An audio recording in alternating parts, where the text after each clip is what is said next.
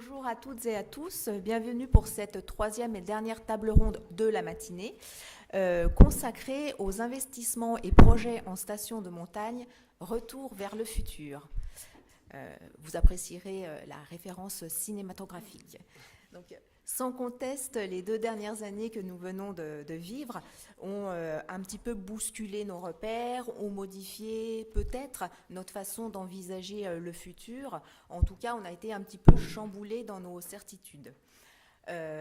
Rappelez-vous, on a énormément parlé du monde d'après. Le monde allait changer, tout serait différent. La mondialisation, la société de consommation, le tourisme international. Pour résumer, rien ne serait plus jamais pareil. Au final, 2 ans après, alors que la crise sanitaire n'est pas encore derrière nous, qu'est-ce qui a véritablement changé au sein de la filière du tourisme de montagne ? La crise a-t-elle entraîné de nouvelles orientations en termes de projets d'investissement ? Quelles sont les tendances en termes de stratégie d'investissement dans nos stations de montagne ? Pour parler de ce sujet et dresser un état des lieux à 2020+2, nous avons le plaisir d'accueillir un panel de 3 intervenants que nous remercions chaleureusement de leur présence et d'avoir répondu positivement à notre invitation. Tout d'abord, bienvenue à vous, Philippe Bourdeau, professeur à l'Institut d'urbanisme et de géographie alpine de l'Université Grenoble-Alpes et également chercheur pour les laboratoires Labexitem et PACT. Bienvenue. Bienvenue à vous, Fabrice Boutet, directeur général de la SATA, qui exploite les domaines de l'Alpe d'Huez, des Deux Alpes et de la Grave. Et enfin, bienvenue à vous, Anthony Julien, président du bureau d'études MDP Consulting, spécialisé dans l'aménagement et le développement de projets de territoire en France et à l'international. Alors, ce monde d'après, où en est-il ? Quels projets, quelles tendances dans les stations de montagne ? Des nouveaux projets, transition ? Est-ce qu'il y a des projets de diversification, de repositionnement ? On a parlé beaucoup d'accélération également. Chacun d'entre vous va avoir l'opportunité de se prononcer, de donner sa vision sur ce sujet. Donc vous allez déjà pouvoir partager en 5 minutes. Alors l'exercice est volontairement périlleux et par quart court, mais on aura l'opportunité dans la demi-heure qui suivra d'aller plus loin et de prendre les questions des participants et également des auditeurs qui nous suivent à distance. Sans plus tarder, je vous propose, Philippe, d'entamer cette 3e table ronde avec des éléments de cadrage et votre vision sur ce monde d'après et le retour vers le futur. Merci beaucoup. Bonjour à toutes et tous. Merci aux organisateurs pour cette invitation. Alors, en 5 minutes, on n'a pas beaucoup le temps de faire des détours. C'est vrai que le premier détour que je serais tenté de faire, ça serait une sorte d'interprétation de cette formule, la retour vers le futur, parce que je sais pas, si on faisait un petit sondage ici, on ne serait peut-être pas tous d'accord sur la façon de l'interpréter. Est-ce que ça veut dire qu'on regarde dans le rétroviseur pour penser l'avenir ? Je ne sais pas. Voilà. Bon, alors, comme les organisateurs nous y invitent, je partirai de la crise sanitaire et j'essaierai d'être dans mon rôle d'observateur, puisque je laisserai ensuite aux collègues de la table ronde qui, eux, ont les mains dans le cambouis, si je puis dire, de nous dire qu'est-ce qui a changé dans la manière de travailler suite à la crise sanitaire. Cette crise, elle s'est invitée par surprise, je ne vais pas en refaire surtout pas l'historique, elle a grippé la fluidité de déplacement sur laquelle repose le tourisme de masse, elle a un peu affolé le discours officiel de la mondialisation, et puis elle a réactivé ce que nous, géographes, on appelle la loi d'airain de la proxémie, à savoir ce qui est tout près finit toujours par compter davantage que ce qui est loin. Il y a un philosophe, Hartmut Rosa, qui avait écrit juste avant la crise sanitaire un ouvrage qu'il avait intitulé « Rendre le monde indisponible ». Et la crise sanitaire, elle a d'une certaine manière rendu le monde indisponible. Et ce faisant, elle a mis un coup d'arrêt temporaire à l'injonction à la poursuite de records d'affluence et de fréquentation pour les sites et les événements. Et elle a mis en œuvre des mesures de régulation des flux, circulation, accès aux lieux, jauge, revue à la baisse, etc. Elle n'a pas seulement cloué les avions au sol, vidé les lieux touristiques les plus emblématiques et précipité ensuite, après le confinement, des milliers de citadins dans les espaces naturels. Elle a aussi un peu bousculé la vision, le présupposé selon lequel le tourisme est une industrie résiliente, puisqu'il créerait des emplois non délocalisables, puisque bien sûr les gens viennent chez nous pour admirer nos paysages et pratiquer leurs activités récréatives favorites. On avait un peu oublié là-dedans un paramètre essentiel de l'équation, c'est qu'il faut que les gens puissent venir, ce qu'ils n'ont pas pu faire ou mal pu faire pendant un certain temps. Et donc voilà, le tourisme repose sur l'importation massive de visiteurs en capacité de se déplacer, et ça, la crise sanitaire, elle l'a largement bousculé. Au final, ça a donné lieu à un certain nombre de mises en exergue, on pourrait dire, plutôt que de révélations, et qui, à mon avis, mettent en évidence plusieurs angles morts des politiques touristiques. Le premier angle mort, c'est l'internationalisation des clientèles, qui fait figure d'horizon indépassable, mais qui s'est révélée être une source de fragilité. Donc la question de la relocalisation du tourisme en direction de clientèle de proximité, elle a été remise à l'ordre du jour. La crise de 2008 l'avait déjà fait, mais c'était quand même un peu ringard de s'adresser à des clients de proximité. Et cet archaïsme-là, on l'a un peu redécouvert. Deuxième angle mort, c'est la dépendance excessive des massifs à l'égard du tourisme, qui est apparu comme un facteur de vulnérabilité, avec à la clé un débat sur la déspécialisation des territoires et une réflexion en termes de diversification économique et de sortie du tout-tourisme. Et puis le troisième angle mort, c'est, il me semble, le fait que la surenchère de sophistication, d'intensification, de spectacularisation, d'événementalisation aussi des expériences proposées aux visiteurs, elle a fait l'objet d'une sorte de choc de simplification, parce que, d'une certaine manière, le simple fait de pouvoir accéder à la montagne pour respirer du bon air, pour marcher, pour faire des batailles de boules de neige ou de la luge, se retrouver en famille, c'est devenu une expérience à part entière, et même à travers la question qui avait été soulignée du silence comme une expérience inédite en montagne. Avec aussi à la clé des signaux, alors peut-être faibles, mais en même temps assez tangibles, il me semble, d'une certaine ouverture sociale permise par un accès démarchandisé à la montagne, tout ça bien sûr étant à observer dans la durée. Alors, l'épisode douloureux de fermeture des remontées mécaniques pendant l'hiver dernier, il a soulevé des questions épineuses, parce qu'on a bien vu comment il a généré une inflation de déplacements automobiles de la part de gens qui séjournaient en station, mais étaient amenés à se déplacer pour aller pratiquer du ski nordique, de la raquette à neige, une promenade, etc. On s'est aperçu qu'il aurait fallu être en capacité de réguler des flux routiers qui génèrent des gaz à effet de serre, de la pollution, de l'encombrement, etc. Mais aussi des comportements, parce que dès lors que les remontées mécaniques ne polarisaient plus les flux, ça a été un peu le bazar à la périphérie des stations. Et du coup, la notion de surtourisme, qu'on croyait réservée à quelques grandes villes, Barcelone, Venise, Amsterdam, elle s'est invitée un peu partout, y compris dans les espaces naturels. Alors tout ça, ça illustre, s'il en était besoin, qu'une transition, ça se prépare, ça se gère. Ça illustre aussi le fait que on est peut-être en train d'amorcer le passage de ce qu'on pourrait appeler un régime d'attractivité, venez, venez, on est les plus beaux, à un régime d'habitabilité, c'est-à-dire il faut qu'on fasse tenir ensemble tout ce petit monde, des habitants, des visiteurs, des excursionnistes.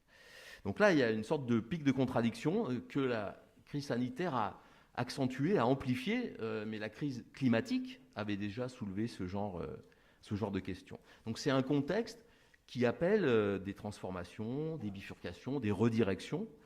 C'est caractéristique des situations de transition. En gros, la transition, c'est l'idée qu'on ne va plus pouvoir faire comme avant. On ne va plus pouvoir maintenir aux mêmes endroits, au même moment, dans les mêmes conditions, un certain nombre d'activités qui relevaient de l'évidence. Donc c'est un processus de... Je pense qu'on va bientôt conclure sur cette... Tout à fait. J'ai dépassé les 5 minutes déjà ? Oui, malheureusement. Okay. Kaline essayait désespérément d'attirer votre attention. Très bien. Et alors j'ai juste une chose à dire, après je cède la parole. Et merci. Désolée, je vous ai coupé. Non, pas du tout. Cette notion de transition à laquelle tout le monde se réfère, elle est très ambiguë. parce qu'elle laisse supposer d'une certaine manière que le processus de changement, de transformation auquel on doit faire face, on a du temps pour le mettre en œuvre, c'est ce qu'on voudrait, mais en même temps, il y a beaucoup de choses, notamment dans ce que disent les scientifiques, qui attirent notre attention sur le fait qu'il y a une forme d'urgence face à la menace d'un chaos climatique généralisé. Et cette urgence globale, c'est vrai que paradoxalement, peut-être qu'elle peut, à l'échelle locale, ne pas être vraiment vécue, parce qu'on a l'impression qu'on peut encore continuer à faire comme avant. Voilà, je termine là-dessus et je laisse la place pour le débat en cédant la parole. C'est gentil. On reviendra pardon si j'ai un peu débordé. Non, en détail. Fabrice Boutet, donc directeur général de la SATA, qui va nous partager ses axes de travail et la vision sur cette thématique. Oh, je vais rester assis en fait. Bonjour à tous, merci de nous accueillir. Donc beaucoup de choses ont été dites et effectivement il y a... Ah, la télécommande. Ah mais j'ai même une télécommande, alors je vais me lever. Tant pis pour vous, je vais essayer de tenir en 5 minutes.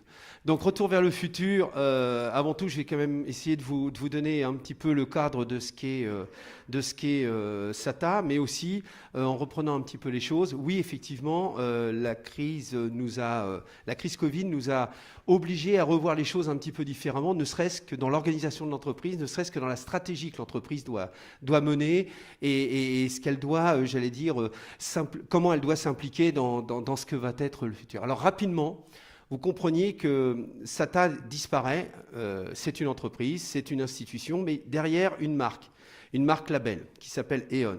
Alors comme tout le monde fait du latin, moi j'ai pas eu de philosophe sur le ski, mais ça viendra. Enfin je peux citer Jean-Claude Killy, tout ça, mais enfin c'est pas des grands philosophes. On a effectivement cette marque label. Une marque label, c'est une marque d'exigence. Et cette marque d'exigence, elle s'appuie sur cinq piliers et sur l'expérience client avant tout. Parce qu'en fait, développer un domaine de montagne, c'est surtout penser aux gens qui viennent nous rejoindre, ça a été dit tout à l'heure, et c'est en même temps essayer de développer une vraie activité professionnelle à l'intérieur de nos territoires. Cinq piliers. Le premier, c'est l'accueil, mais c'est pas l'accueil, savoir dire bonjour, ça c'est de la politesse.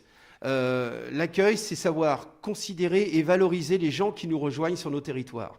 Donc ça, c'est déjà un angle de stratégie qui n'est pas que de l'attractivité pour vendre un domaine, mais qui est aussi de se dire, moi, en tant que personne, quand je vais sur ces territoires, ben, j'ai une certaine considération qui vient de la part des gens qui m'accueillent. Ça, c'est la première chose.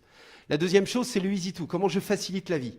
On a parlé du transport. Ben nous, notre gros problème de CO2 et de dégagement de CO2, c'est quand nos clients viennent nous rejoindre sur nos sites touristiques. Et là, on a un vrai problème. Et pour tous ceux qui connaissent un peu ces domaines, dès qu'on arrive sur Visil et qu'on doit passer Jarry, tout ça, ça y est, on tombe devant les feux rouges, on tombe devant des routes qui sont limitées de toute façon et qu'on ne pourra pas faire autrement. Et donc, c'est les grosses discussions qu'on a avec le département et autres pour se dire comment le train peut nous accompagner encore plus loin vers nos stations et va être capable de nous donner une vraie facilité d'accès. Et derrière tout ça, c'est comment je facilite la vie des gens qui nous rejoignent, à ne pas se poser la question, parce que tout le monde le connaît, vous arrivez le samedi, c'est le moment où il va neiger, et là, vous cherchez dans votre station et l'appartement où vous allez aller, la location des skis et autres, et la galère commence. Comment on est capable de faciliter la vie à l'intérieur de nos stations ? Ça a été dit tout à l'heure, en utilisant des remontées par câble qui nous permettent de laisser les voitures dans des parkings et de ne plus toucher aux voitures pendant la semaine où les gens sont avec nous. La troisième chose, c'est le bien-être.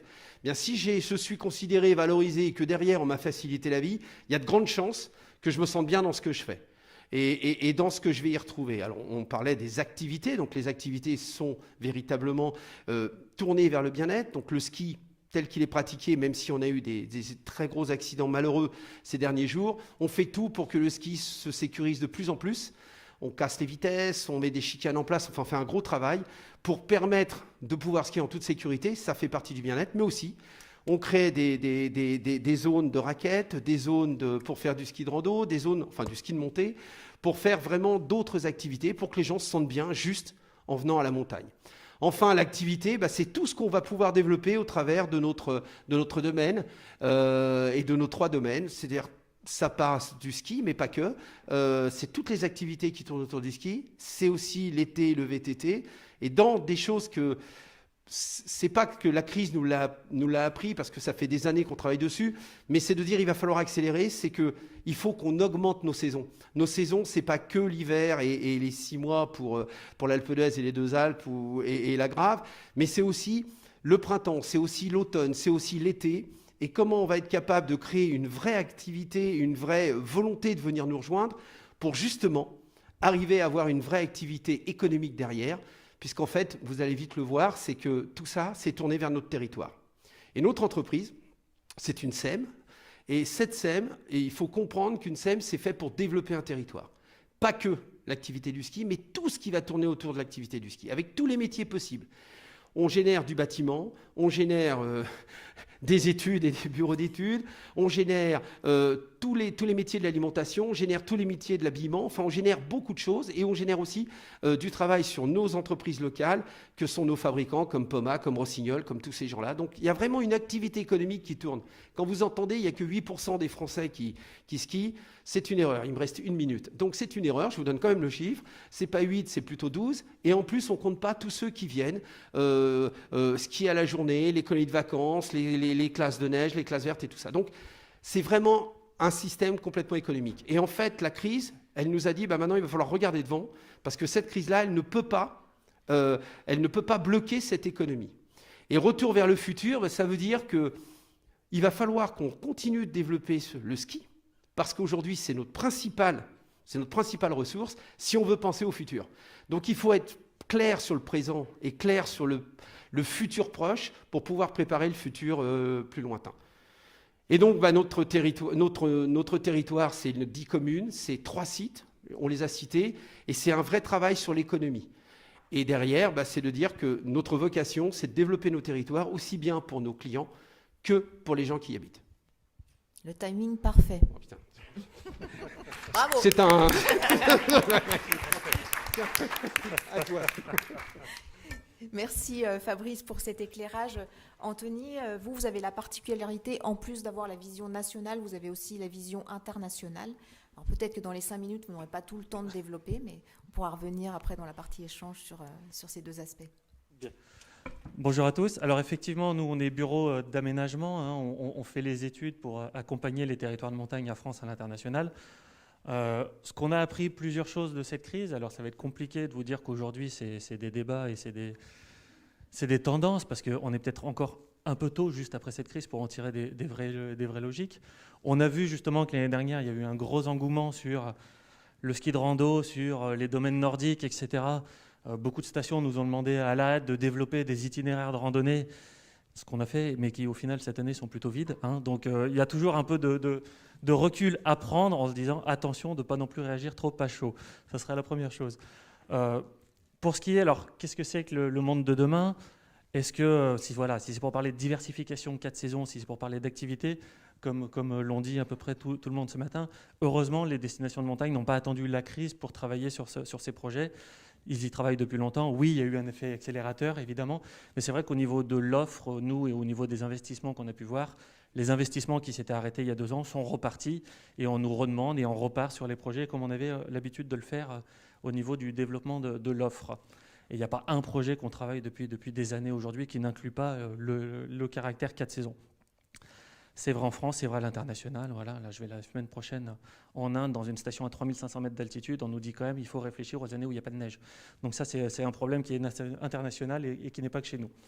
Là où on a constaté des plus grosses modifications aujourd'hui, c'est plutôt du côté de la clientèle. La crise a vraiment amené des nouvelles personnes et des nouveaux publics en montagne, et notamment sur la moyenne montagne. La moyenne montagne a fortement tiré son épingle du jeu de cette crise. On a réorienté les campagnes de communication, on a revisé en expliquant que la montagne, c'est un esprit, c'est un lieu de vie. Des courts-séjours, on a visé les courts-séjours, on a visé le ressourcement, on a visé le grand air, on n'a plus visé seulement l'activité sportive, et c'est vrai qu'on a ouvert la communication et notre clientèle. Là où, pour reprendre un peu ce qui a déjà été dit, effectivement, le plus gros constat qu'on fait, on est reparti sur du tourisme, mais la plus grosse demande, on n'a pas de modification sur le domaine skiable. Si je reprends un peu de recul, là on a les plus grosses modifications, c'est dans une logique de territoire. Ce que nous demandent de plus en plus les collectivités, ce que nous demandent de plus en plus les destinations de montagne, c'est de plus réfléchir à la montagne comme une destination de tourisme, mais de réfléchir à la montagne comme un lieu de vie. Et c'est ça la plus grosse différence aujourd'hui, c'est qu'on dit, on cherche plus forcément à attirer avant tout des touristes, on cherche aussi et avant tout à attirer des résidents. Et ça, c'est la vraie nouveauté que l'on a, qui s'est accentuée aussi avec le télétravail, etc., en disant, voilà, disons aux gens que la montagne, ça peut être en fait un lieu de vie et qu'ils peuvent avoir la chance de vivre et travailler en vacances. Et ça, c'est vraiment la grosse modification qu'on a aujourd'hui, c'est qu'on travaille beaucoup plus dans une logique de territoire et plus du tout sur une logique du parc clos, du parc d'attractions, entre guillemets, que peut représenter le domaine skiable. Voilà, ça, c'est les plus grosses modifications qu'on est en train de constater aujourd'hui. C'est de se dire, les gens, ils n'ont plus envie de vivre, ils n'ont plus envie de travailler comme avant. Surfons sur cette vague, on est des destinations de vie à l'année, et c'est ça, aujourd'hui, les projets sur lesquels on travaille le plus. Voilà. Merci. Très bien, merci beaucoup. Je pense qu'on peut féliciter nos 3 intervenants pour leur respect du timing. Bravo, bravo messieurs. Oui, ils sont meilleurs que sur les précédentes tables rondes.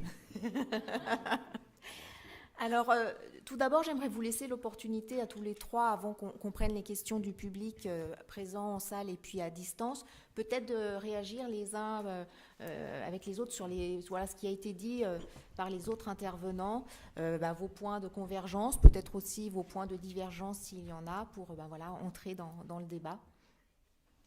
Qui souhaiterait commencer? Fabrice, je vois que vous avez saisi le micro, donc...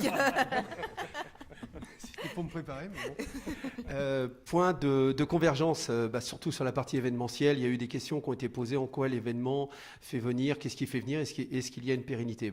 Je reprends Tomorrowland parce qu'on est le principal acteur de Tomorrowland en tant que SATA, puisqu'on a repris vraiment le leadership là-dessus.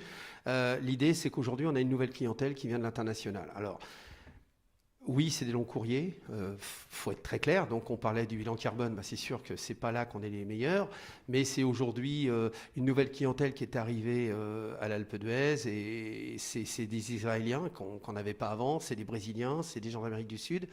Les Chinois avaient déjà commencé et donc continuent à venir. Et effectivement, comme le disait François tout à l'heure, c'est vraiment une sélection qui a été faite. Et en fait, les événements nous aident peut-être aussi à intéresser au lieu, été comme hiver, à donner l'envie d'y revenir, à donner l'envie de le découvrir, et en même temps sélectionne un peu, en fonction des événements, les gens qui vont venir chez nous. On n'a pas les Russes, c'est ce qu'on disait, on n'a pas les milliardaires russes, et en gros on n'en veut pas, donc comme ça au moins c'est clair sur le sujet. On a beaucoup d'anglais, mais ça c'est une tradition de l'Alpe et des 2 Alpes depuis toujours, depuis que moi j'y vais, donc plus de 50 ans.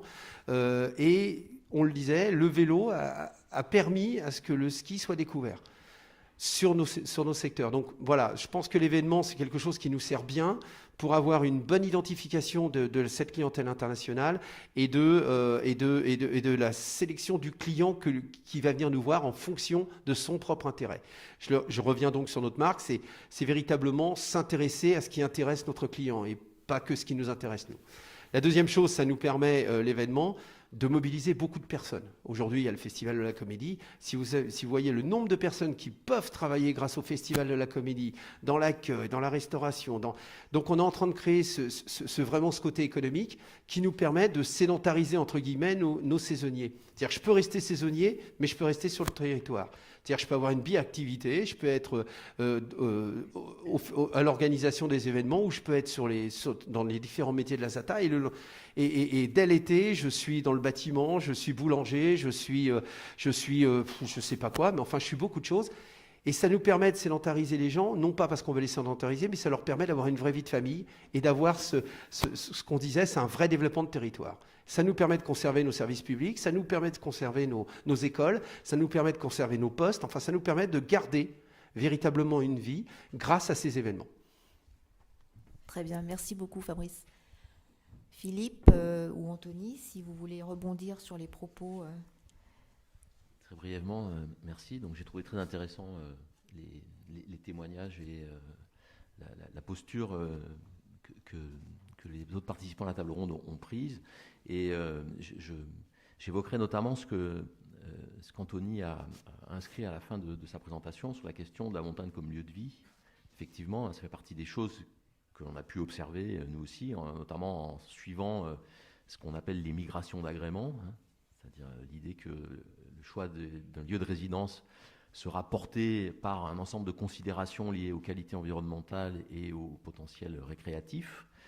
On voit aussi que de plus en plus, et la crise sanitaire a accentué ce phénomène, même si la notion d'exode urbain, elle est contestée par les statisticiens, il n'empêche que ces migrations d'agrément, elles ressemblent de plus en plus à des migrations de projets de vie et que les gens veulent venir vivre, travailler en montagne. Et que du coup, ça réinterroge tout un tas de questions qui se posaient traditionnellement dans les lieux touristiques, qui sont la question de la saisonnalité des saisonniers, de leur logement, de leur emploi à l'année. Et je trouve que c'est effectivement assez intéressant de constater que le tourisme, après avoir d'une certaine manière sous-estimé et peut-être parfois un peu négligé la question des habitants, même si la création d'emplois, ça a été rappelé, elle était au cœur du projet de développement de la montagne, eh bien la question des habitants est maintenant aujourd'hui au cœur de tous les débats. Et ça, c'est plutôt une bonne nouvelle, sachant que la diversification économique est aussi à la clé, parce que le tourisme 4 saisons, alors ça c'est un peu comment dire, on en parle beaucoup, je rencontre pas beaucoup de gens qui savent vraiment ce que c'est. Moi, c'est une notion dont je me méfie un petit peu, parce que pour moi, le seul tourisme des 4 saisons, c'est la pratique des habitants, des résidents. Voilà, mais c'est peut-être un thème de débat. Anthony ? Non, mais c'est vrai que ce qui était intéressant, parce qu'on ne s'est pas coordonné avant, hein, et effectivement, à écouter les discours des autres, c'est de dire, effectivement, on ressent et on entend les mêmes choses, quoi. On a tous les trois parlé qu'effectivement, on était de plus en plus orienté vers le territoire, de lieux de vie, et qu'effectivement, même si le tourisme reste très important avec l'événementiel et toutes ces choses-là qui restent, on sent quand même effectivement ce petit virage de se dire, mais oui, mais aujourd'hui, on cherche aussi d'autres choses et on transforme un petit peu le tourisme. Donc c'est ça qui m'a marqué, c'est qu'effectivement, on a tous les trois senti ce même mouvement, quoi. Et cette tendance, elle est quantifiable ? Comment vous avez été amené à la sentir, à la pressentir ? Est-ce que ce sont des interpellations justement des collectivités, des élus, des pratiquants, des habitants, ou simplement comment vous avez réussi un peu à quantifier, à sentir cette tendance ? Donc on passe, si je reprends les propos de Philippe, plutôt d'un territoire, de chercher une attractivité à une habitabilité donc de ce territoire. Comment vous pouvez, si vous le pouvez, la quantifier ? Est-ce qu'on est vraiment sur une tendance de fond ou on est sur juste une réaction un peu épidermique suite à une situation un peu compliquée sanitairement ? Alors, je vais recommencer. Donc, pas épidermique du tout, c'est vraiment pas de la action-réaction. Là, on est loin de Taxi 3, Taxi 4. On est plutôt dans la vision plutôt à long terme. Nous, aujourd'hui, on a perdu des saisonniers parce qu'ils se sont dit on est fragilisé dans notre métier. Et fragilisé, pourquoi ? C'est où est-ce que je mets mes enfants à l'école ? Est-ce que la semaine prochaine, j'aurai encore du travail dans telle ou telle activité ? Donc, c'est plutôt comme ça qu'on l'a regardé. Donc on est sur des plans de construction d'immeubles pour pouvoir loger décemment des familles. Donc vraiment quelque chose de beaucoup plus qualitatif que ce qu'on a fait à une époque. Faut pas rêver. À une époque, un saisonnier, on lui donnait, ils étaient 3 dans 17 mètres carrés. Aujourd'hui, c'est plus ce qu'on veut. On veut des lits de confort, on veut de l'envie. Et surtout, comme on développe d'autres métiers, ça permet d'avoir ces bi-activités ou de réemployer nos équipes. Par exemple, on parlait du VTT tout à l'heure. Nos équipes de pisteurs sont tous les back patrol qu'on a sur tout l'été. Donc il y a vraiment un glissement d'activités de l'un à l'autre. Ça nous permet de former, ça nous permet de sortir de nouveaux diplômes, ça nous permet de tirer vers le haut toute notre population et véritablement de lui redonner de la considération. Je reviens sur ce que je disais tout à l'heure. Donc c'est un mouvement de fond parce qu'en fait, si on veut garder les gens qui veulent rester saisonniers, parce qu'ils le souhaitent, et c'est une aventure d'être saisonnier, eh bien, il faut qu'on arrive à leur proposer une activité qui tienne 12 mois, 11 mois.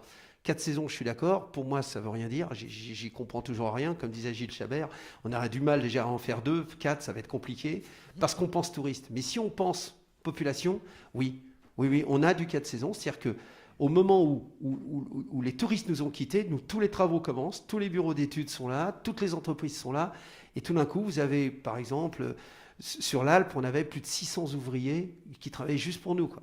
Juste sur 6 mois. Mais ces 600-là, s'ils habitent à l'autre bout de la France, c'est l'enfer. Donc comment on fait pour continuer à donner de l'attractivité? Donc un investissement le plus intelligent possible, respect de l'environnement, mais en même temps donner de l'activité économique.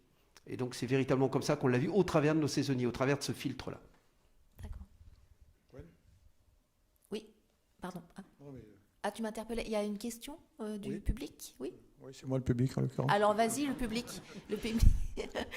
Moi, je m'interrogeais parce que bon, quand on a fait le titre Retour vers le futur, on a quand même la sensation, avant le Covid, quand même, on parlait d'une montagne qui était un peu en crise, problématique, des lits froids très importants, une fréquentation pour le moins stagnante, française plutôt en diminution, etc. Donc plutôt une montagne qui s'interrogeait beaucoup sur son avenir. Le concept de 4 saisons est venu là-dessus en disant ouais, on va faire autre chose, une montagne 4 saisons. Puis la crise arrive et puis on dit prise de conscience, on va jamais refaire ce qu'il y avait avant, etc.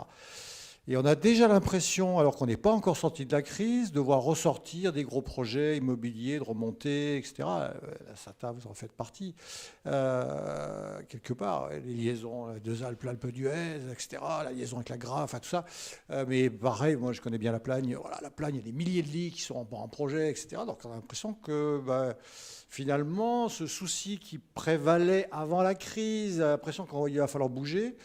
Puis la crise aussi, ça va accroître cette réflexion et ce retour vers quelque chose de plus soft, de moins ambitieux, de plus raisonnable peut-être, je ne sais pas. Et puis j'ai l'impression que là, tout disparaît et finalement on revient vers tout ce qui s'était prévu il y a encore 5 ou 10 ans. Et donc j'aimerais avoir vos réflexions, que ce soit celles aussi bien de Philippe, le géographe amoureux de la montagne, que des cabinets ou responsable d'infrastructure. C'est ce que je disais tout à l'heure. Nous, on a un paquet de projets qui se sont arrêtés net en 2020, qui sont bloqués. Aujourd'hui, ils sont tous repartis, effectivement. Moi, j'ai pas entendu un seul projet qui avait été prévu, qui avait été dans des cartons avant cette crise et qui, depuis, n'est pas été relancé suite à la réouverture. Donc ça répond clairement à votre question. Effectivement, non, il n'y a pas eu de projet qui soit sur du lit, sur de l'infrastructure ou sur de l'équipement qui a été réfléchi en se disant finalement, on va faire différemment. Ça, moi, je n'ai pas un exemple à donner là-dessus. Oui, ils sont partis. La seule chose que je disais, c'est qu'à côté, ils se sont dit, mais on ne va pas faire que ça. Voilà. Mais au niveau clairement des projets, des investissements, des réflexions, on n'a pas changé. Après, c'est ce que je disais, attention, on est peut-être juste après, on est l'année d'après, il y a un contre-coup où ils étaient fermés. Mais aujourd'hui, non, on n'a pas eu de réflexion, se dire, on va reprendre le temps de prendre un peu de hauteur et de réfléchir différemment. Alors, un des constats qu'on peut faire, c'est qu'on est face à les sociétés contemporaines font face à tout un tas de dilemmes. Des dilemmes alors qui dépassent évidemment la question du tourisme de montagne ou la question du tourisme en général. Est-ce qu'on accélère ou est-ce qu'on ralentit? Est-ce qu'on croît ou est-ce qu'on décroît? Est-ce qu'on aménage ou est-ce qu'on désaménage, etc., etc. Il y a une litanie de dilemmes comme ça auxquels on fait face et qui vont polariser des enjeux, des questions, des controverses. Peut-être qu'un des effets, alors à la fois intéressant mais aussi pervers de la crise sanitaire, ça a été d'accentuer ce côté refuge de la montagne, lieu de refuge pour des populations urbaines préoccupées par une qualité de vie, par peut-être une fuite des contraintes, des nuisances, des turbulences urbaines. Ça a commencé avec la crise climatique, pouvoir dormir au frais quand c'est insupportable dans les villes. Et ça a déjà généré des agents immobiliers, je vais souvent les voir parce que c'est intéressant de discuter avec eux. Déjà, il y a 4-5 ans, ils parlaient avec un petit sourire en coin des réfugiés climatiques. Alors, les réfugiés climatiques, ce sont les gens qui habitent la vallée et qui viennent s'installer pour vivre un peu plus au frais. La crise sanitaire, elle a remis une couche là-dessus. Les médias s'en sont fait largement l'écho. Et ça a quand même ça peut être très réjouissant parce que ça peut rejoindre l'idée de voir arriver vers la montagne des gens qui ont envie d'y vivre avec des projets de vie, avec des compétences, avec de la création d'activités. Aujourd'hui, c'est courant. On rencontre souvent, alors peut-être plutôt en moyenne montagne, des dans des magasins de sport, on vous explique facilement qu'il y a 80% du chiffre d'affaires annuel qui est fait avec les résidents. Donc c'est aussi une manière de pérenniser les activités, les emplois. Bon, il y a un effet pervers quand même, c'est ce qu'on appelle la gentrification, c'est-à-dire l'embourgeoisement résidentiel. Moi j'ai fait une enquête dans le Vercors cet automne, là, auprès de nouveaux habitants, et elle corrobore d'autres travaux qui ont été faits sur des habitants installés depuis plus longtemps. Une des principales préoccupations des gens aujourd'hui, bon, il y a la question de la mobilité, il y a la question de l'emploi, puis surtout il y a la question de l'accès à l'immobilier, avec une explosion des prix, qui rendent quasiment impossible la résidence de gens qui n'auraient pas des salaires très largement supérieurs au SMIC. Donc ça va être cet effet d'attractivité résidentielle de la montagne va avoir des effets qu'il va falloir gérer, et ça va être de plus en plus compliqué. Et les élus commencent à se poser ces questions. J'étais au Grand Bornand avec des étudiants il y a 2 semaines. Le maire nous expliquait que les prochaines opérations immobilières, ils allaient imposer 30% de capacité en termes de lits réservés à des habitants permanents, et qui seraient vendus 30% à des prix inférieurs au marché. Donc ça, c'est vraiment des montages qui, à mon sens, vont devenir de plus en plus courants, qu'on croise un peu partout, parce qu'il faut faire face à ce regain d'intérêt pour des résidents. Donc là, on voit bien comment il y a des espèces de solutions qui posent aussi des problèmes au fur et à mesure qu'on les explore. Alors, est-ce que ça a remis en question les investissements qu'on avait prévus? Oui, quand même, en partie. En fait, il y a 2 choses qui sont importantes. Il y a la partie aménagement du territoire, et il y a l'autre partie quand même de gérer cet afflux de tourisme. Donc en fait, si le calcul qu'on a pu faire entre la qualité ski et la qualité remontée, c'est que ce qu'on faisait avant en 8 heures sur l'Alpe d'Huez quand j'avais 20 ans, aujourd'hui on le fait à peine en 4 heures, avec 2 fois moins de remontées mécaniques. Donc ça, c'est super important de se le dire, c'est qu'il y a un gros travail qui est fait sur l'optimisation. Donc, oui, il y a des gros projets, mais ces projets vont vers l'optimisation. Et ils sont supportés par des études que l'on mène tout au long avec une entreprise qui s'appelle Clim Snow, qui, sur nos domaines à nous donne 50 ans de neige devant nous. Donc on travaille la neige de culture pour travailler la sous-couche qui nous permet de garder la neige, et non pas qu'elle s'évapore et qu'elle parte tout de suite. Donc ça veut dire qu'on garde aussi derrière la véritable, j'allais dire, le véritable biotope entre la flore, entre la faune, et puis la pratique du ski. Et donc du ski, et là je fais le ski parce que généralement c'est ce qui est visé, c'est pas tellement qu'on ait développé des pistes de VTT qui fait parler, c'est plutôt quand on remet une nouvelle remontée mécanique ou une retenue collinaire. La deuxième chose, quand on travaille là-dessus, il faut savoir on a beaucoup changé les choses, et ça depuis 2 ans, nous on a beaucoup travaillé là-dessus, on travaille sur du photovoltaïque, sur nos remontées mécaniques pour avoir le plus d'autonomie possible et être vraiment dans de l'énergie renouvelable. On travaille sur de la retenue collinaire qui nous permet d'avoir les alpages. Il faut savoir que sur l'Alpe, vous avez 3000 bovins et 6000 ovins. 6000 ovins. Ouais, tout à fait. C'est pas facile à dire ce truc-là, je le reviendrai. 6000 ovins. Ovins, O-V-I-N, pour ceux qui pensent que... Non. 6000 ovins. Tout ça pour se dire que, en fait, ce qui nous sert l'hiver, sert l'été, une fois de plus, pour développer les alpages, et ainsi de suite. Et ça, c'est important de le savoir. On travaille sur de l'hydroélectricité.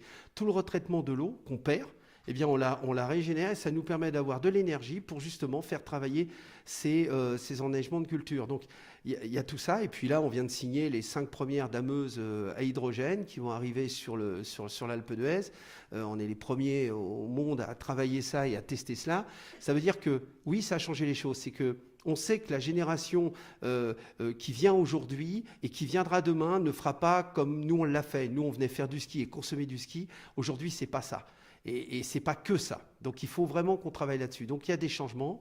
Et puis, les autres changements, c'est ce qu'on a dit, c'est que SATA, par exemple, va investir dans du logement permanent, social. Alors, permanent social, ça veut dire qu'on ne va pas aller aujourd'hui acheter un appartement à l'Alpe d'Huez, c'est entre 12 et 15 000 euros du mètre carré.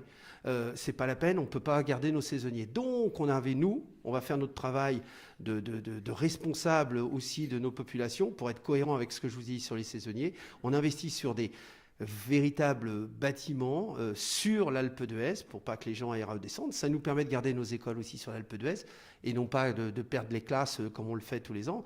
Moi, quand j'étais jeune, il y avait 200 enfants à l'école. Aujourd'hui, ils sont plus que 80. Donc, on a un problème alors qu'on a plus de saisonniers qu'avant. On en a 400 sur... on doit être 420 sur l'Alpe d'Huez et 430 sur les deux Alpes. Eh bien, c'est pas normal qu'on perde des enfants puisqu'on amène des familles. Donc voilà, on va investir là-dessus. Ça, c'est des vrais changements et je pense que c'est vraiment une responsabilité de l'entreprise. Merci. Anthony, vous avez... Non ? Oui, il y a une question.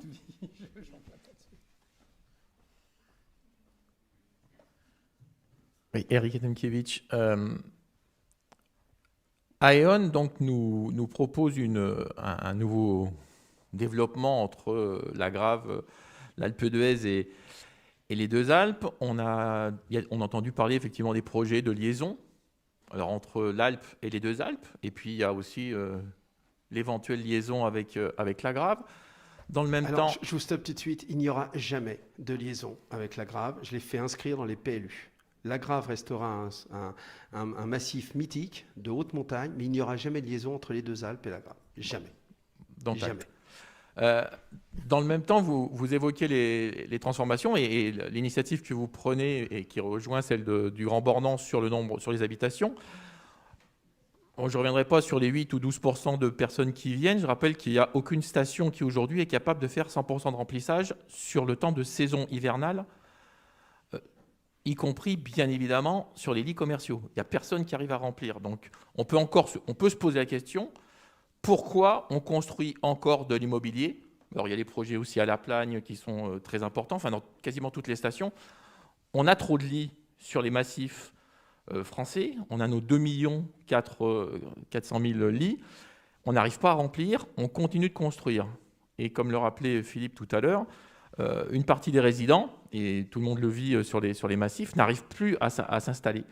Donc, quelle perspective vous voyez, et là je parle à l'ensemble des intervenants, pour que, puisqu'apparemment un moratoire sur les constructions n'est pas envisageable aujourd'hui, et on sait très bien aussi que le BTP doit vivre, donc on continue de construire des lits, alors même qu'on n'arrive pas à remplir ceux qui existent, c'est quand même une position un petit peu schizophrénique. Est-ce qu'on n'est pas quand même, et avec ces nouvelles remontées, ou avec ces nouveaux domaines, ou avec faire perdurer la construction de l'immobilier, sur le monde, non pas d'avant, mais d'avant-hier, c'est-à-dire le développement des stations, comme il y a 40 ans, en oubliant ce qu'on fait très bien en ville, c'est-à-dire construire la ville sur la ville, on n'est toujours pas en mesure de reconstruire les stations sur les stations. Et là, c'est quelles que soient les stations françaises. Hein. Ça touche aussi le même problème dans les Pyrénées. Merci. Qui veut commencer ? Je vais continuer. Alors, donc parlons de cas concrets. On remplit nos lits chauds aujourd'hui sur la saison, hein, sur nos domaines, entre 80 et 85%. Sur ces lits chauds, il y a des lits qui sont aujourd'hui obsolètes, qui ne correspondent plus aux besoins. C'est des passoires thermiques, c'est des trop petits volumes. Enfin, on a tout ça à gérer. Donc là, on est sur un phénomène de rénovation. Juste sur l'Alpe, l'Alpe d'Huez avait 13 000 ou 15 000 lits il y a encore une quinzaine d'années, et c'est tombé à à peu près 8 000 lits. Pourquoi ? Parce que beaucoup ont été rachetés, et là, on crée du lit froid. C'est-à-dire qu'il faut savoir que l'Alpe d'Huez, c'est 89% de propriétaires. Ça nous a servi pendant la crise parce que, en fait, les gens sont venus quand même, et on fait du ski de rando, de la raquette et autres, mais ils sont venus chez eux pour respirer. Et donc, mais le phénomène inverse, c'est quand vous avez 89% de lits froids, de lits de propriétaires, vous avez une très grande proportion qui ne peut plus être accessible par qui que ce soit, ni en location, ni en quoi que ce soit. Donc, il y a un certain nombre de lits qui vont être reconstruits sur nos domaines pour revenir juste à ce qu'on était avant 2008. C'est juste ça, c'est pas plus. Et donc, ça fait un phénomène de construction. Et en plus, ce qui est intéressant, c'est que sur ces domaines, parce que je ne vais parler que ce que je connais, c'est de toute façon, il n'y a plus de terrain de libre. Donc comme ça, au moins, c'est réglé. Et ça veut dire qu'aujourd'hui, vous avez même des hôtels qui se transforment en lit froid. Et là, notre problème à nous, c'est de lutter, entre guillemets, contre la promotion pure et dure. Je construis, et je vends très cher, et après je m'en vais. Et nous, notre combat, c'est de dire non, vous allez construire, mais avec des lois montagne, entre 30 et 40 ans, qui vont permettre à des gens de continuer de venir à la montagne et ne pas laisser nos lits redisparaître, pareil, dans 10 ans, et d'être obligés de reconstruire dans 10 ans encore 6500 lits, ce qu'on a perdu en fait. Donc l'idée, c'est de dire, il faut qu'on arrive à concevoir le résidentiel, il existe, nous, c'est des propriétaires partout, mais en même temps, de reconstruire et donner l'accès aux montagnes avec des lits qu'on bloque avec la loi montagne sur 30 ans, où on se dit, là, il y a un turnover de gens qui peuvent venir de France, de proximité très proche, ou de pays à l'international. Donc c'est véritablement ça la stratégie, tout au moins pour Sata, qui est construite, et surtout avec l'Alpe d'Huez, les 2 Alpes, la Grave. On ne construit aucun lit, parce qu'on respecte ce lieu, et c'est un lieu mythique. Donc on va plutôt essayer de moderniser les lits pour que... faut savoir que la Grave est plus connue aux États-Unis, en Australie, en Nouvelle-Zélande qu'en France. Donc ces gens-là, quand ils ont fait avec leur décalage horaire, ils veulent pas loger dans un truc qui fait 10 ou 15 mètres carrés. Il leur faut quelque chose qui est un peu plus confortable. Donc c'est ce qu'on va essayer de faire avec les mairies de la Grave.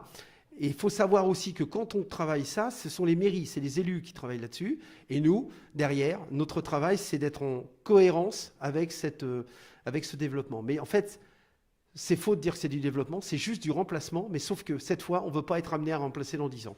Donc on les bloque au travers des lois montagne.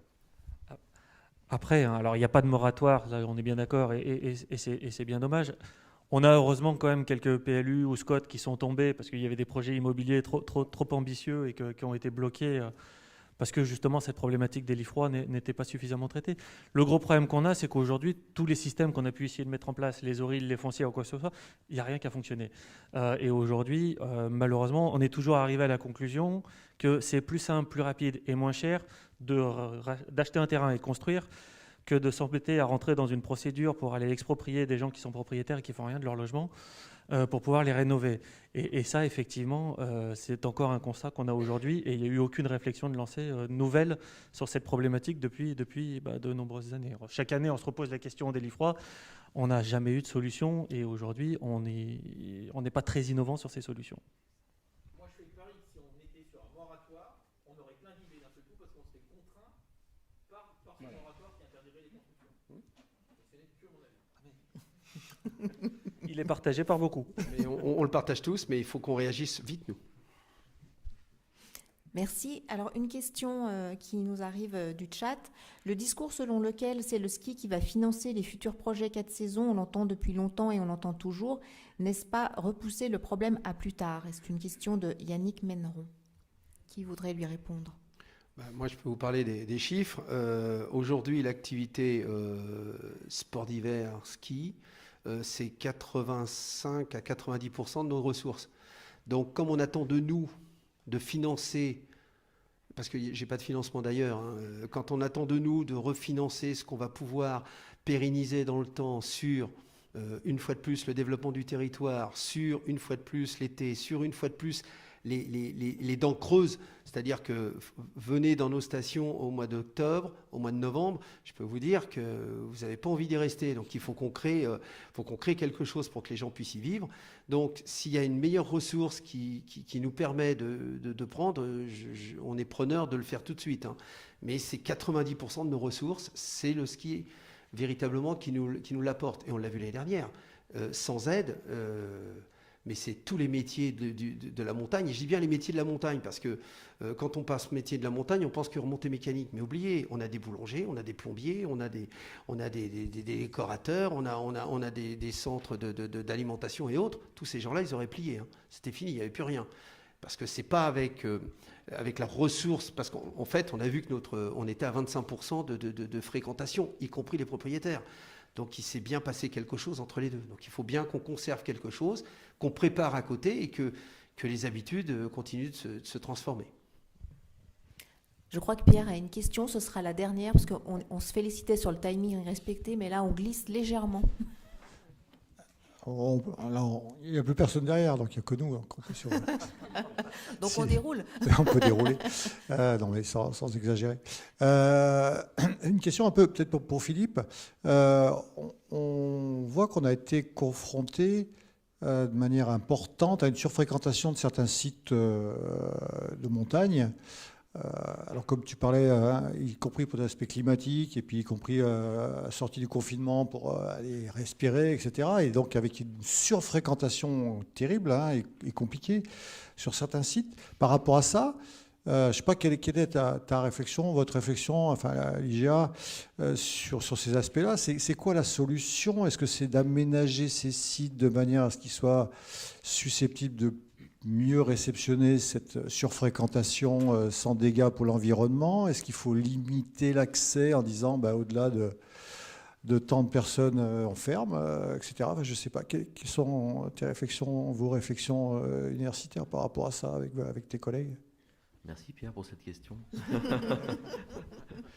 C'est un vaste chantier qui a commencé il y a longtemps, parce que les questions de régulation de fréquentation dans les espaces naturels, elles se posent depuis plusieurs décennies. Et on avait peut-être cru les résoudre. Et un des enseignements de la crise sanitaire, c'est qu'effectivement, il y a manifestement une aspiration à l'accès à la nature, à l'accès à la montagne, qui renvoie à plein peut-être de malaise ou de contradictions des sociétés urbaines.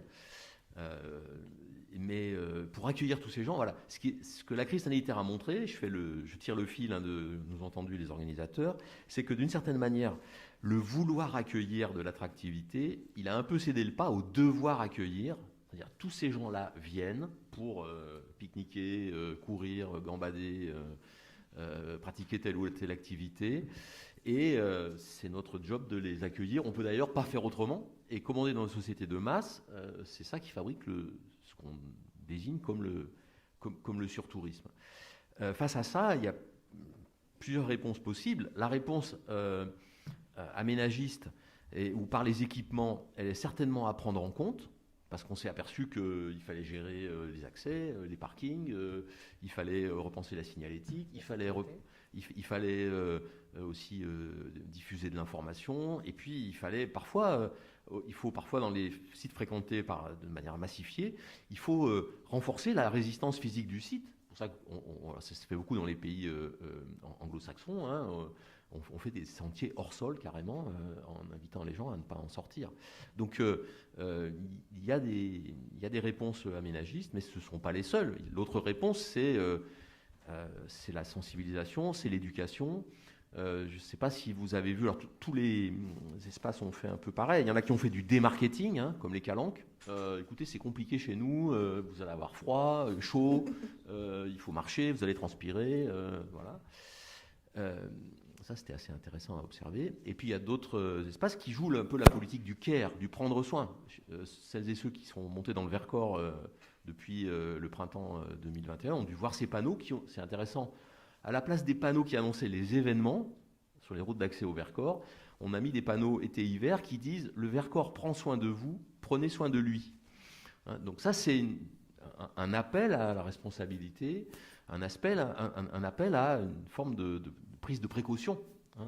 Je pense que c'est aussi, donc on va jouer sur les deux tableaux, des équipements pour faciliter les choses,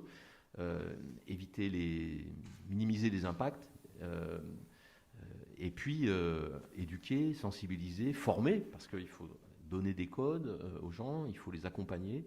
Et ça, c'est un travail à part entière qui se fera aussi en ville et qui se fera dans une solidarité entre la ville et la montagne, parce qu'on ne pourra pas simplement, depuis les milieux urbains, laisser les massifs environnant les grandes métropoles se débrouiller. Est-ce qu'on peut imaginer des quotas, de dire il y a une route d'accès, on accepte 200 voitures, la 201e on ferme? Alors ça a déjà été beaucoup utilisé dans les grands sites. On dimensionne des parkings en fonction de la capacité d'accueil qu'on veut pouvoir gérer. Ça, c'est ce qu'on a appelé la capacité de charge pour les sites. Et puis on éloigne les parkings, ça on sait faire, il y a une ingénierie sur ce type de démarche. On n'est encore jamais allé au bout en disant on ferme, parce que tu dis on dimensionne les parkings, quand le parking est plein, les gens commencent à se garer n'importe où autour, etc. Donc, mais après, j'étais dans les Pyrénées l'année dernière, les lacs de Néouviel, je ne sais pas si au parc de Néouviel, je ne sais pas si vous connaissez, tu accèdes par une route qui est un peu compliquée. Là, la solution serait de fermer en bas, il y a une route d'accès, ils peuvent fermer gendarmement en disant, voilà, il y a 200 voitures qui sont passées, ou 1000, hein, parce qu'en l'occurrence, c'est plutôt ça le chiffre, ou 1500. Mais après, on arrête, parce que ça devient du délire. Et alors, peut-être que, pour être très bref, hein, la première chose par laquelle il faut commencer, c'est de mieux connaître les flux de fréquentation. Parce qu'il y a eu cette espèce d'envolée post-déconfinement, là. Mais quand on a voulu interroger, nous, les espaces naturels proches de Grenoble, pour dire, voilà, qu'est-ce que vous avez constaté via vos compteurs routiers, via vos éco-compteurs sur les sentiers, en matière de fréquentation, etc. C'était je ne veux pas être trop caricatural, mais globalement, on nous a dit, ah ben les éco-compteurs, il y en a la moitié qui ne marchent plus, et puis les autres, finalement, c'était pas fiable parce que, etc. Du coup, on n'a pas de données. Donc, il faudrait commencer par consolider les données, et je pense que je sais que la métro, en lien avec les espaces protégés, est en train vraiment de remettre à l'agenda cette question du monitoring des fréquentations, parce qu'on a besoin de mieux connaître les fréquentations, de les connaître sur l'année. Il y a des dispositifs via la téléphonie portable qui commencent à se mettre en œuvre en lien avec le ministère des Sports, pour mieux connaître les flux et mieux savoir comment les gérer. Parce qu'effectivement, et là, les stations savent certainement mieux gérer les pics de fréquentation, parce qu'elles ont les infrastructures pour, que les espaces naturels protégés, qui, eux, se sont souvent sentis démunis face à des pics soudains de fréquentation. Alors, sur la gestion des stations et de la fréquentation, là, on n'a pas été un bon exemple. On s'est fait dépasser de partout, puisqu'on est monté jusqu'à 32 000 skieurs sur l'Alpe d'Huez. On n'avait jamais vu ça de notre vie, ça nous est arrivé de partout. Alors là, les parkings, il y a longtemps que les gens, s'ils avaient pu se garer sur les pistes, ils l'auraient fait. Donc on ne savait plus où on en était. Donc là, c'est un vrai problème. On ne sait pas dire... on sait aujourd'hui, parce qu'on a des débits, on a des vitesses, donc on sait dire c'est à peu près ça le flux de skieurs, sauf que c'est un flux moyen, mais si tout le monde arrive le même jour, comme ça s'est passé le 31, le 30, là ça a été l'enfer. Le 30, on n'avait jamais vu ça de notre vie, on a explosé tous les records, mais alors franchement tous les records plutôt aussi négatifs, parce que je crois que la satisfaction client, là on était au plus bas. Donc il y a un gros travail à faire sur cette notion de fréquentation, ça c'est indéniable. Et vous parliez moi je pense qu'effectivement on a un devoir d'éducation à la montagne, parce que quand on passe de Palavas à un massif de montagne, c'est pas le même comportement. C'est-à-dire que nous on a passé un temps incroyable à renettoyer nos sentiers, à ramasser tout ce qui sert à pique-niquer et autres. Je pense qu'il y a un vrai devoir d'éducation sur la montagne qui doit être fait si on veut que les gens viennent encore plus et se sentent bien. Et la deuxième chose, c'est aussi, tout à l'heure on parlait du ski qui finance, mais il faut savoir que le ski finance aussi toute la sécurité en montagne. Hein. Ça veut dire que les gens font des skis de rando, mais ils le font chez nous en toute sécurité. On déclenche toutes les avalanches, on sécurise quand même les pistes de retour et autres. Et ça, il faut bien que quelqu'un le paye. Et comme les gens ne prennent pas de forfait, il y a un moment, tout ça, ça ne tombe pas du ciel, il faut bien qu'on le paye. Donc c'est tout ce monde-là qu'il faut arriver à gérer différemment. Anthony, un petit mot de conclusion ou une autre question, la toute dernière? Non, Kaline me dit non. Alors, merci à tous les trois pour vos apports. On peut vous applaudir.